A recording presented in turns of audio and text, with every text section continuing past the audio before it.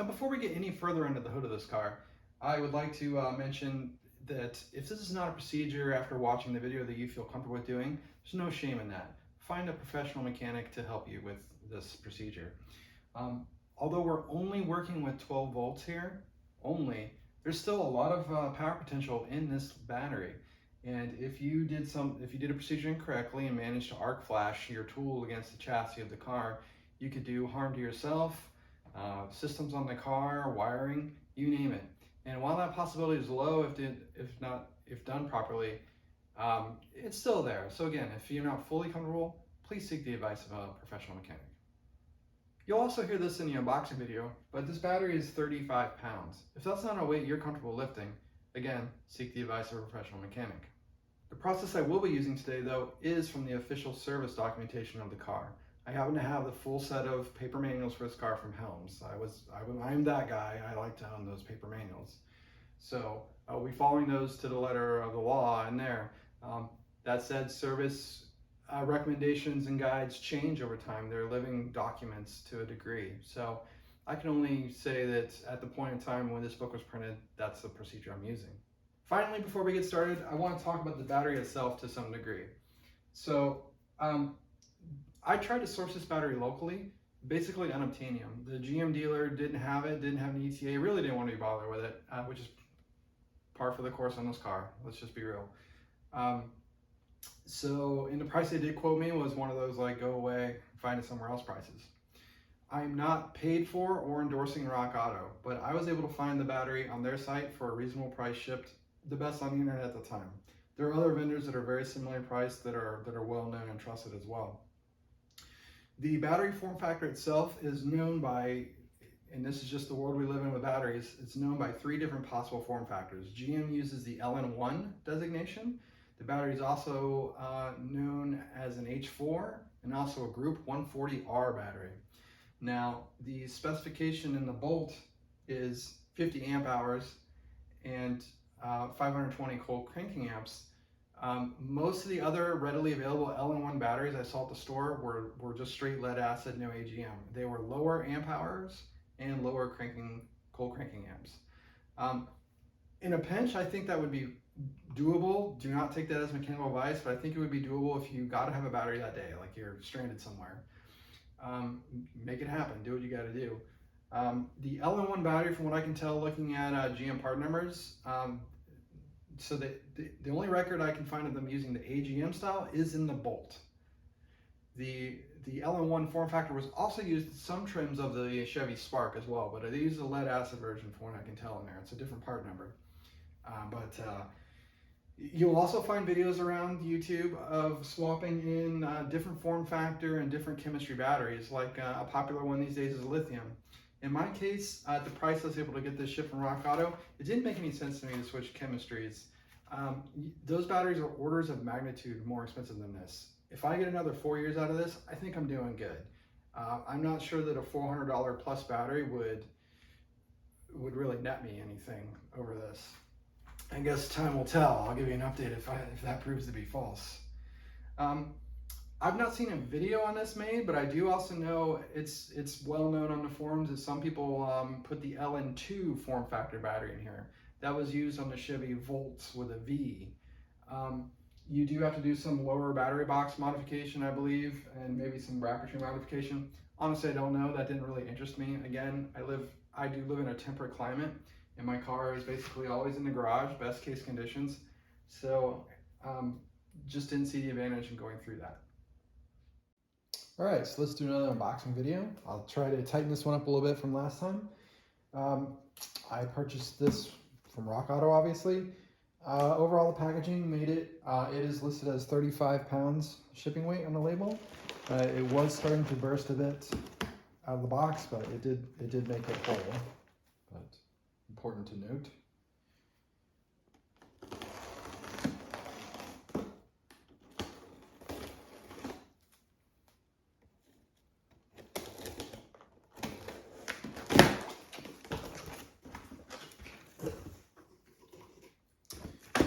Inside packaging, the ubiquitous Rock Auto magnet. It's kind of interesting. It's actually a Subaru of some sort. Anyway, inside is another box. What is it?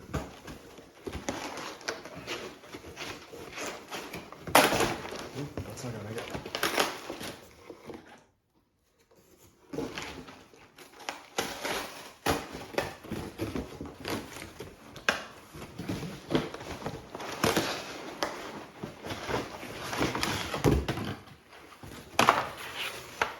It's not another box, it's just a battery wrapped.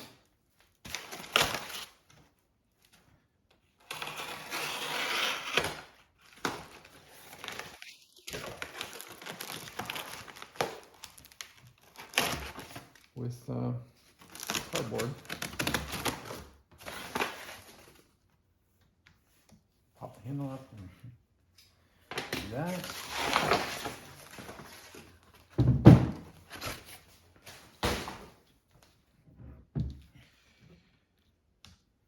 Oh, there you have it. AC Delco L1 AGM battery. Looks to have the specs as you would think from Inchcape's made in Germany, so that's probably a Clarios battery. I'm actually going to do a two-part series where we talk about the battery options, charging system, stuff like that. Kind of a deeper dive video based, for people that are interested. But this is the OEM spec battery. There's probably only a couple of people actually making these in the world. So 520, let's get down here. So 520 cold cracking amps, 50 amp hour capacity, LN1 AGM. So I've looked all over this battery and I can't find any date code of when it was produced. There's a serial number on top, so I'm guessing I could somehow backtrack it that way if I tried really hard. Whatever, but I can't find one. Given how unobtainium these are, even in the US Chevrolet dealer network, my guess is that it's not old stock, but I can't prove that to you either way from just looking at it. As I mentioned earlier, real briefly, it's made in Germany, so it's probably a Clarios battery. And if you don't know them, take a look at their website. They own a ton of the popular brands in the world you've heard of, including Optima. So anyway, we will move on to the installation of the battery. So before installation, I thought it'd be wise to check the state of charge of this battery. Maybe even do a little top up on it regardless. Since I'm not installing it immediately, there's no reason not to. So hey, this is the first time looking at it with you. We'll see what just the dead bus voltage is on this thing. Again, I can't find a date code on it. I looked at it even closer after the video. So big mystery to me as to when it was built.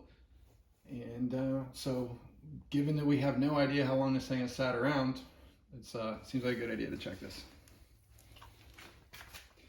So grab your voltmeter of choice, put it in DC voltage mode, and we'll put a negative on the negative electrode and a positive on a positive. So let me go this way. So sitting at 12.78 volts, not too shabby. I wouldn't have any reservations about going ahead and installing this into the car, but like I said, I won't be putting this until a little bit later, so I'm going to go ahead and just throw it on my charger. Reminder, this is an AGM battery, so if your battery charger has an AGM mode, go ahead and put it in that. Alright, got the old Schumacher battery charger out of the closet. I'm going to go ahead and let this sit and charge on slow mode, and like I said, I won't be installing this a little bit later. Apologies for the LED sync issues with the video, but that's just how this technology works. Once this is done charging and I'm ready to install in a bit, I will take another reading on the meter. Well, it's a little while later when I have time to install the battery and shoot that portion of the video, so let's see where we're sitting now. The charger did finish.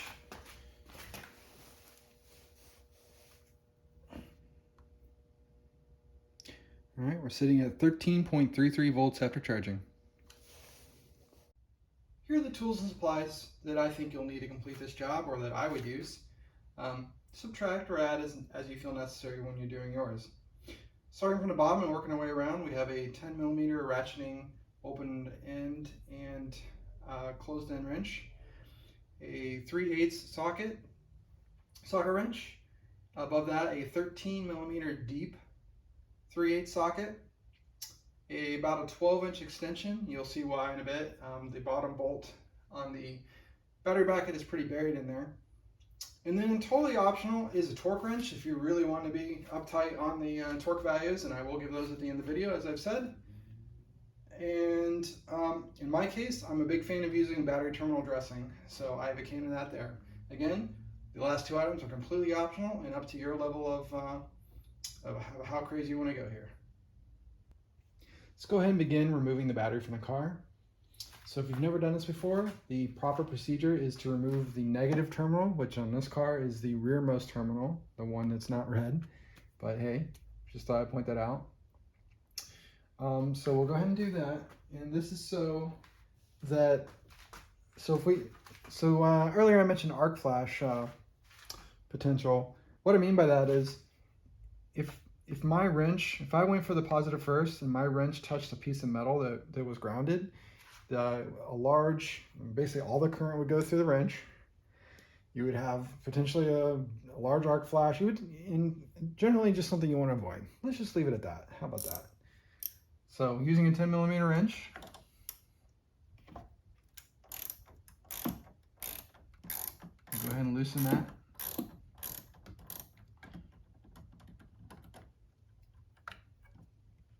And remove it and set it aside far to the back. We don't want that to have any potential to come in contact with what we're doing again. So there we go. I'll tuck it back there. Now we will lift up on this cover that covers the positive terminal. Similar, 10mm wrench.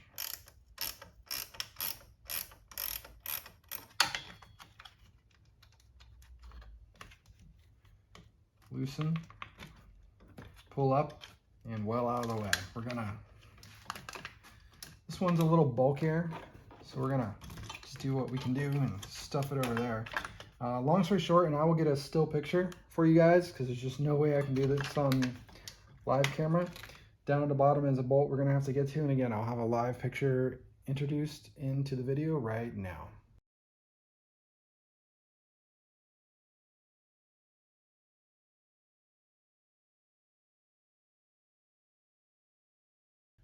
Okay, with our positive terminal on the way, we'll now go for our 13mm socket.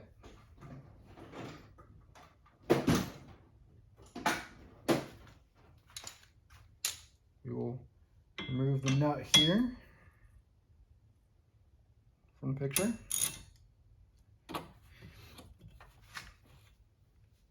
And I would probably put your hand there. I see this piece of metal is a bit weak, so we'll try not to bend it.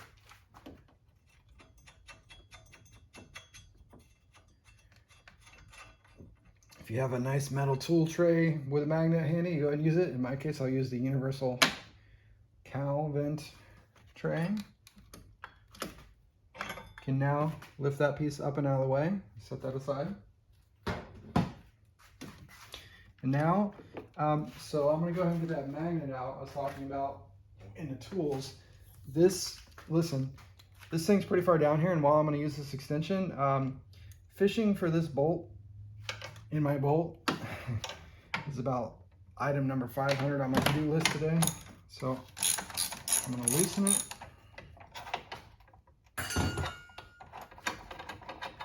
And what I'm going to do is an added safety measure, I'm going to take my magnet on stick, get it down here, and just pick it up that way so that we don't lose it. Put that up on the counter so we don't lose it. Now at this point we can pull the retainer out.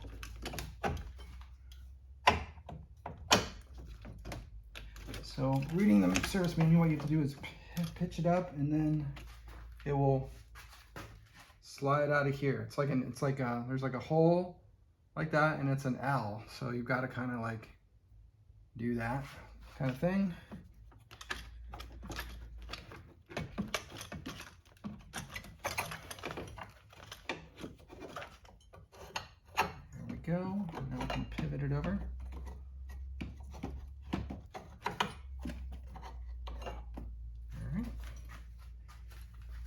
See what I was saying about the L, how it's hooked in that hole. Be very obvious when you're doing it. Set that piece aside.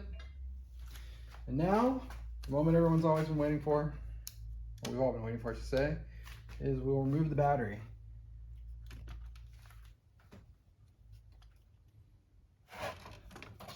Straight up, tilt it, and out. Set that aside. So now, because I'm a bit OCD, I'm going to vacuum out my battery box. If you look here, you'll see mine has a bunch of sand in it, even though my car is pretty clean in general. So, hey, why not do a little maintenance while we're here? I'm gonna go ahead and do that off camera, and then we'll come back and put the new battery in. I'm ready to install the new battery, so I have it in my hands here. I'm gonna pull back on the battery terminal. Tilt that in, pass the cowl into the tray. Okay, all the way back, hold the handle down. And now we need to reverse the procedure of what we did a minute ago and put the battery retention system back down. I see that mine is a little sandy, so again, off camera, I'm gonna clean it off a little bit and I'll be right back. All right, we're back. I'll slide that back into the hole.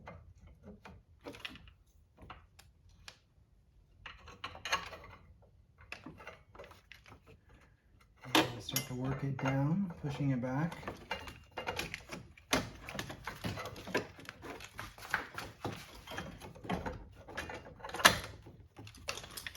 It really helps to have your free hand down here, getting the cabling out of the way.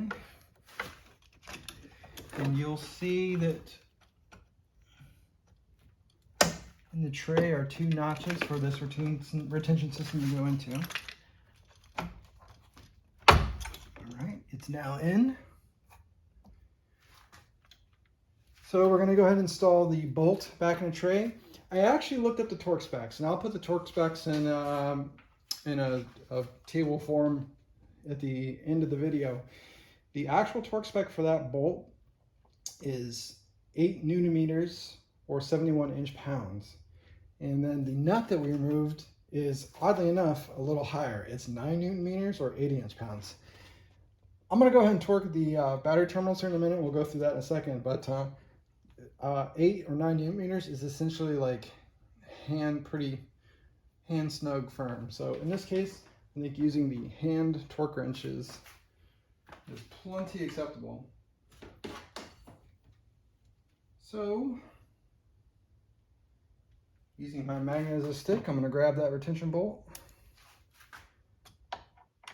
back down. I'm going to start it in there.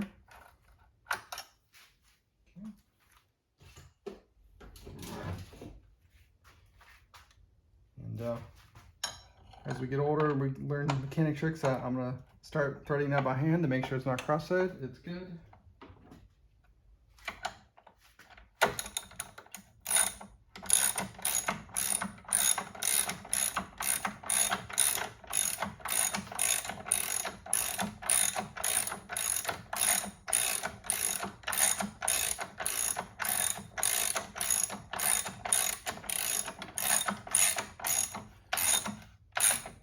Props to GM for using the world's longest bolt for a battery retention. So there we go. I just have it nice and hand snug. We are going into a plastic battery tray with a threaded insert. Nobody's gonna go crazy on it. All right, before we proceed, we need to go ahead and reinstall the positive battery terminal. Like I described in the what you'll need portion of the video, I personally am a fan of using battery dressing. It's just how I was taught to do things. So really, it's up to you. It's optional. In my case, I'm using a, again, not endorsing any particular brands or whatever, but this is what I've used for a long time. CRC brand battery terminal protector. So don't want to make a mess of things. Just get in here.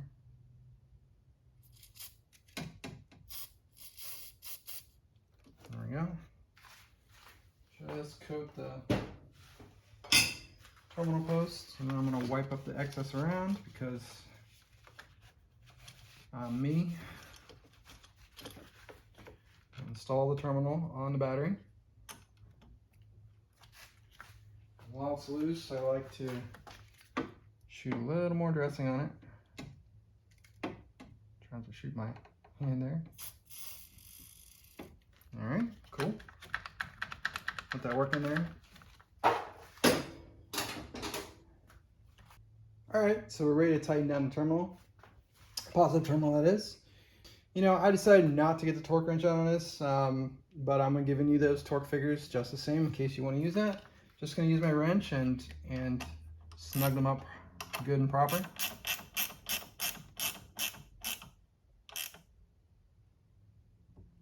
We'll call that good. Don't go too crazy on it. At this point, we can now close that.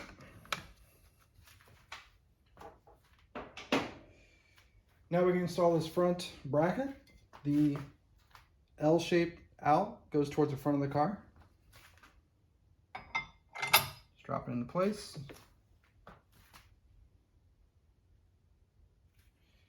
Grab the nut we took off earlier and thread it on.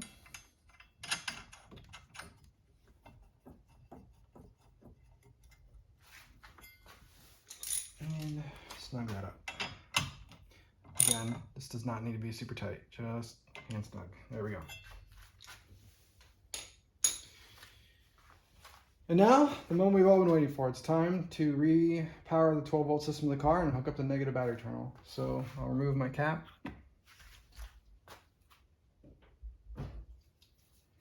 Once again, I'm going to dress this one a little bit.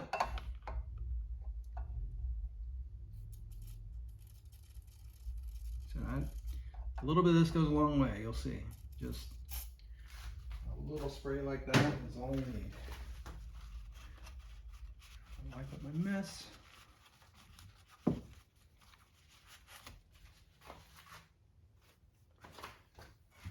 Grab that negative battery terminal. And, you know, fair warning, depending on how long you took to do this and what was going on in your car, like if you have a door open or anything, you might see a little spark when you hook up your negative battery terminal. Don't get too concerned, but just be aware that could happen if you've never done this before. Like that just happened. And basically, you can hear the car start to come to life. I heard one of the pumps move.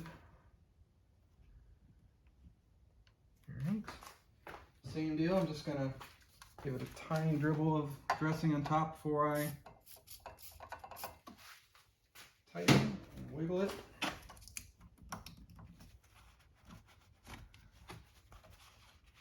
Okay.